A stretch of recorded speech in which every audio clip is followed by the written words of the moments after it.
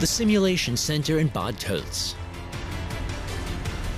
It's the moment of truth for alpine rescuer Martin Klutz and his 4-year-old search dog Kanda. They are both avalanche rescue specialists and are about to practice being dropped down. The important thing about this training is that we practice getting in and out when we're up in the air.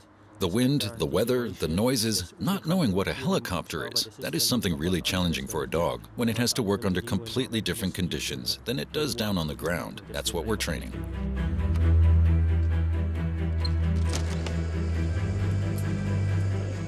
The mission begins. Slowly, the helicopter rises. Helicopters are not unknown for Kanda, but she remains skeptical. The background noise of the simulator is realistic and as loud as a real helicopter. For the dog with its sensitive ears, the noise is stressful. Examiner Karl Strehle monitors the mission from down below and checks to make sure that all of the processes are right. The pilot steers the cockpit to the right position under the hall roof.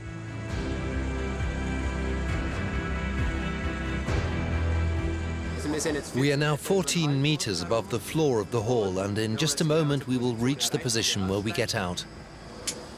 Even if it is only training, it is still dangerous. Getting out of the helicopter is a perilous moment and requires a lot of concentration, especially if there is an animal involved.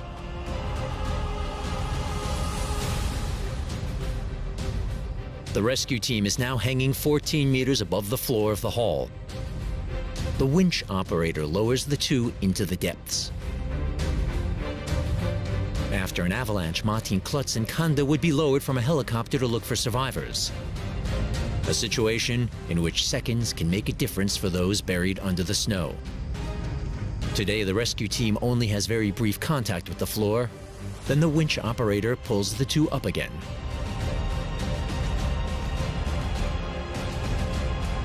Getting back on board also worked well. Dog and human are back in the helicopter. The dog is trembling slightly, but is taking it quite well, a bit afraid to begin with. Ooh, I have to go out again. Though it worked out quite well, and in the air, hanging on the winch, everything was fairly relaxed. The pilot lands the machine. After 10 minutes, Kanda and Martin Klutz are done. The canine human rescue team has been recertified.